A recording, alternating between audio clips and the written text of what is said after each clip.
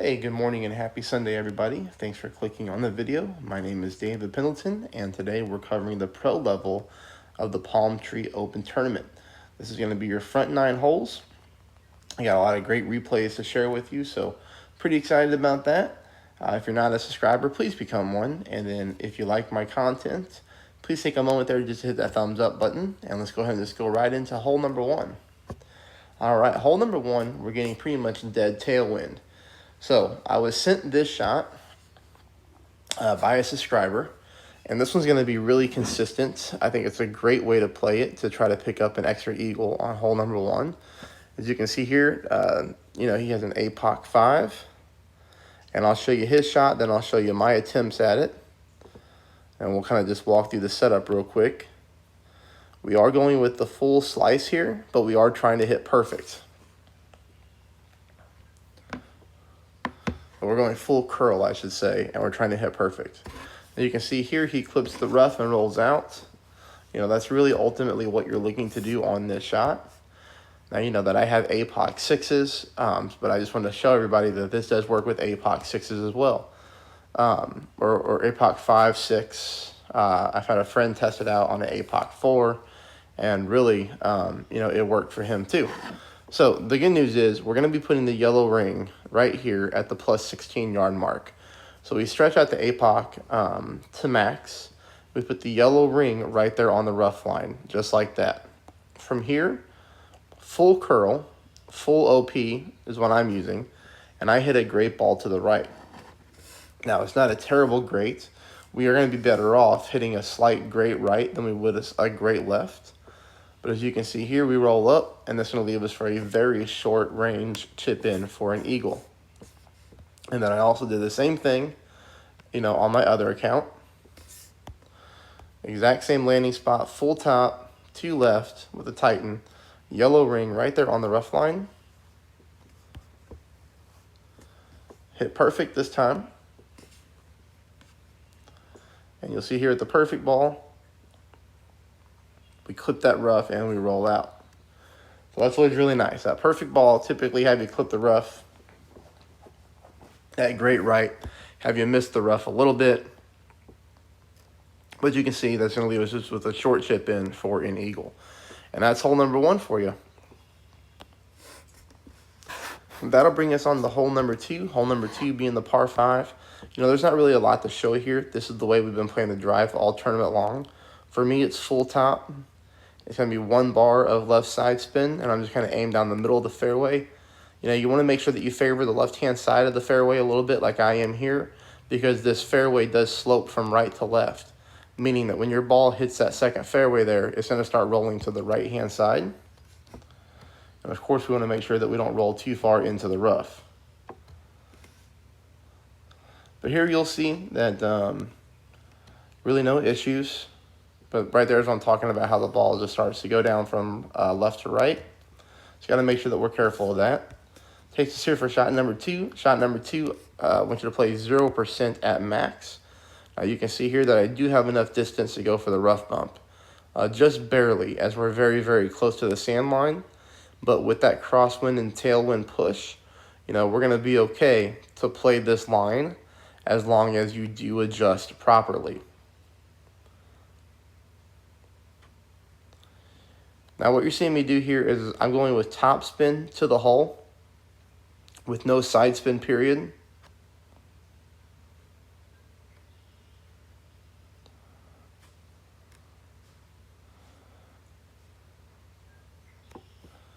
Perfect ball, so that's always nice because then you kind of get to learn from my miss here.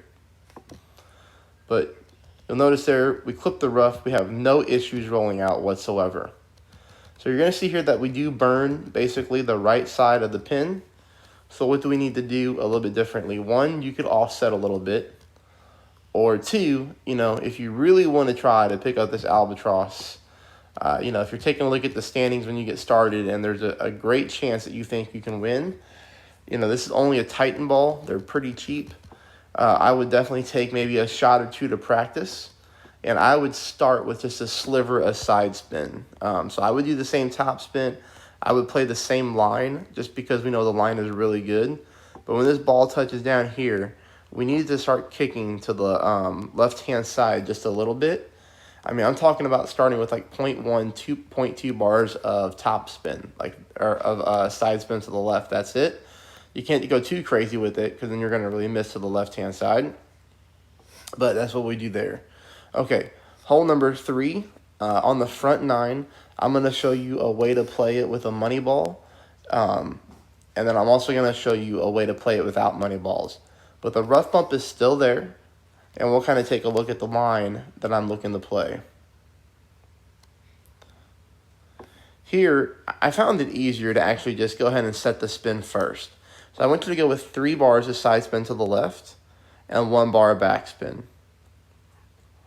The thing that we're looking at here is landing position. 1, we want to make sure that we play high up on the rough so we don't get caught in the sand or the rough, which is always possible. So, we tell people before this hole, if you're not good with making sure that you can pull exactly north on this hole, if you're not good at rough bumps and you have the tendency to hit great, this may not be the hole for you to try.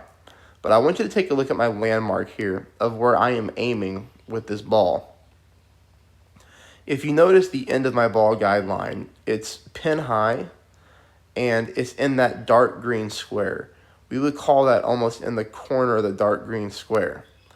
We need to go a little bit higher than this, but you got to make sure when you do that, you're still playing up high on the rough. You see how my green inner ring is up on that fringe line there?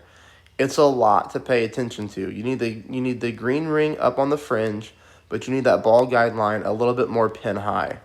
And you'll see why I say that, because we do make our adjustment here. We do get a perfect ball.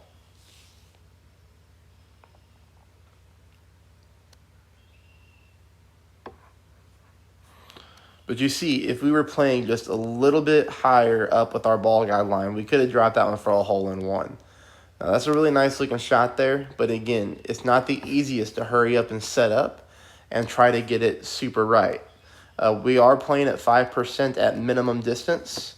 That's how we've been playing it all tournament long, so 5% at absolute minimum. Now here you're going to see that I'm trying the same shot with a Kingmaker, so a free-to-play ball. The only thing that's different here is, of course, the wind is going to be higher.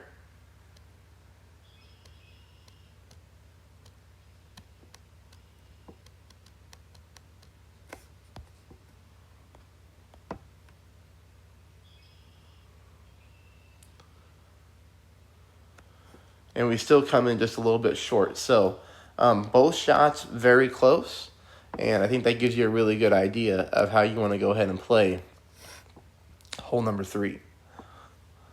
Hole number 4, this one has been a struggle for me on pro.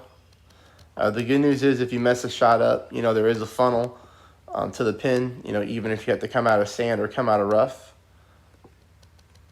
But here I'm taking a berserker just to make this shot easier.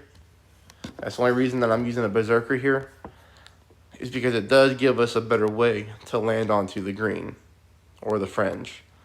So, as far as that setup goes, 10% at max. Here we're going to go full backspin, full side spin to the right, which is only 2 bars. You see that the end of my ball guideline is in the sand, and I'll just kind of walk you through the shot. I'm just pulling 10%. I'm not pushing back up to max. I'm not doing anything like that. I'm just going to take a little bit of OP. You see that I go until the bottom of my ball is touching the top of the bottom adjustment zone, and then I just move it over from there about 1/4 of a curl to the right. I do hit a perfect ball, and even with that little bit of overpower, we hit to the back of the fringe. But, it lands really nice. So this shot is kind of random, to be honest, okay? On my other account, it did do the same type of shot with a little bit stronger wind, and I went into the sand. So again, that shot's not like 100% dead on, but it does give you a good way to play it. You can also play it with a Titan ball. You can play it with a Kingmaker. The biggest thing, though, is if you do that, you are going to have to use some overpower, which can be dangerous on that hole, too. This one, this one's tough. I don't really have anything for you here other than a max backspin, minimum distance shot at 30% elevation. But you're going to see here, we're not even close, which is why I'm fast forwarding through this.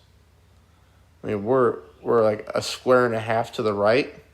So the only thing that we're going to be able to do here is, for you, is we really got to move this over to the left-hand side or add more elevation. So I'm playing this one 30% at minimum. If you were going to take maybe one ball to practice, you might want to start this off realistically 45% elevation at minimum. And, that shouldn't allow your ball to carry as far to the right like mine did. But that's how I would start tweaking it. I would tweaking it by really adding a lot more elevation. Okay, now we go into hole 6. You already know how I play hole 6. In any type of crosswind or tailwind, we're just going to launch this ball as far as we can. I do not care if I get stuck in the rough. Even if I get stuck in the rough, it's very easy to make it to the green in 2. And I'm never playing this hole for an albatross. But here we do hit a great ball to the left. It's hard to hit perfect when you're at full OP like that. But we kick through, and like I said, this is no harm, no foul. You're going to see that getting stuck in the rough is no problem. My Nirvana is easily able to make it to the green. I don't even have to use any top spin. As a matter of fact, I'm using a sliver of backspin. Here we just make our pool 0% at max. And of course, I hit perfect out of the rough. I don't hit perfect sometimes when I need to hit perfect when I'm trying to make a shot. But regardless, you see here, very, very easy to make it to the green. All right. Now we're going to go into hole number 7. Hole number 7, I want you to play this one 20% at mid, and then I want you to add 0.1 to that adjustment. So what does that mean? So we're using a power 1 ball, and we're using a sniper 10, 7.5 wind will be 7.7 rings. So I would want you to play this one 7.8. So 20% at mid plus 0.01. I know that's a little technical, but I really think that's the way that we have to play this shot in order to make it, unless you're willing to take a couple balls to practice mode and figure out the slider percentage. But here, 6.1 back, and we do want to use the fringe as our landing spot. I've got the end of my ball guideline where the light green and the dark green rows meet. So you see it's kind of right there in the middle. That's my offset position.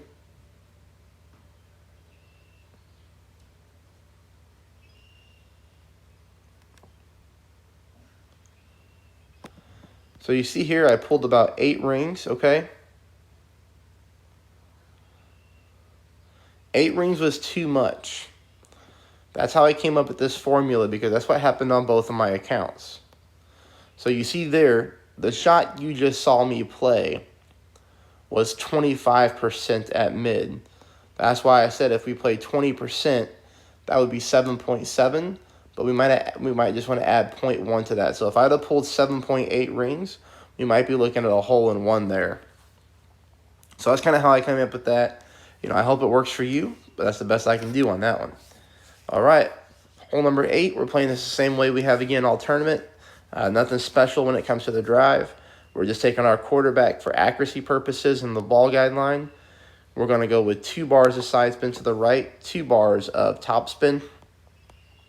I've been backing my quarterback up to the plus 9 yard mark on this hole with the blue ring on the fringe. The reason that I back up the QB is just because I don't want to roll too far into the rough. And I just kind of found out in qualifying that 2 bars of top spin, 2 bars of right spin was a really nice way to play this hole. So I just back up to account for that. Probably don't have to, but this fairway does have a slope at the bottom of it that can kind of roll you off the edge there, and we definitely don't want that. Take us here to shot number 2. Shot number 2, we're going to be playing at 20% at max. You'll kind of notice here the spin adjustment that I come up with. I don't like playing that close to the rough line. So I'm going to do something a little bit differently. I'm going to go with 3 back, 1 bar of side spin to the right. Again, 20% at max. Ball guideline aiming to the hole. We're going to break this one down just because I do believe lots of opponents will not pick up an eagle here. So if you're able to pick up this eagle and get some of these other drops along the way, this would be a good one to help separate you from the field and get you a really big score. Perfect ball, so we're really going to be able to learn from this miss here. Okay, so we're pretty close. That's close enough to get you dialed in on this hole. Now, the thing that you saw me use here was a kingmaker. I should have said at the beginning of this hole, you can easily use a Titan ball. That's not going to be a problem. The only reason that I'm using a kingmaker is because, you know, I needed a -15, -16 front nine to be in contention. And had I had this shot, you know, a -16 would have definitely been possible. So I needed to make this shot in order to, you know, try to get a top 3, in the running for a top 3, I should say. But I've got the ball guideline going to the hole, okay, with 3 back, 1 right.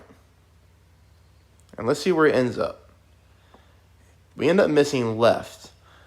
I would realistically add half a bar of side spin to the right more and still aim at the hole. You know, again, you know, with this game on practice mode, I know it would stink using a kingmaker in practice mode, but it may be worth it because, you know, big opponents are doing it. People are watching streams, and then they're going to practice mode to try to dial in the shots.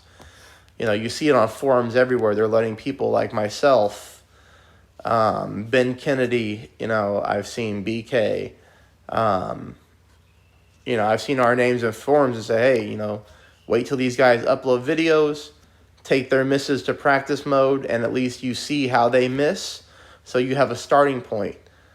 Big players doing that, putting up big scores, so especially in Tier 3. But that shot right there, that's a good eagle to pick up. And if you're willing to spend a token or two, you know, you might get yourself a nice eagle there. All right, that's going to be hole number 9 here. No moving target, so if you ever see somebody put NMT, that means no moving target. We're just going to start right where the game puts us. 10% at max, 5 top. 2 left. And I think I go a little bit more top here. Let's take a look at the final result. 6 top, 2 left, 10%. Now, hey, I hope you do enjoy the video. I hope you're finding this helpful. Please subscribe. Please take a moment there to hit the thumbs up button. Got lucky here. I hit a great ball to the left, but still, it was fine. I roll into the fairway, okay? If you do like my content that I provided throughout the week, it would be awesome if you'd like to become a member to the channel. You can find that in the description below. Or if you have the means and you would like to donate to my efforts and tip me like you would your favorite server at a restaurant, you can always find a link to my PayPal in the comments below. And yes, anything does help regardless of the amount. It is greatly appreciated on my end. All right, we're going to play this one 15% at mid. This gives you such a good chance for an Alba. I wish I would have picked it up, but you're going to see how I miss here. And, you know, I think with only 5 mile/hour wind, you're going to see a lot of people bang this one in the hole here, and I want it to be you. So let's take a look at how I miss. We have our backspin set first. I'm finding my landing position. You can see here I'm offsetting to the left side of the cup. Ball guideline touching the edge of the cup there. Now, we're not going to pay too much attention to my pull because I want you to pull at 15% at mid. Perfect ball.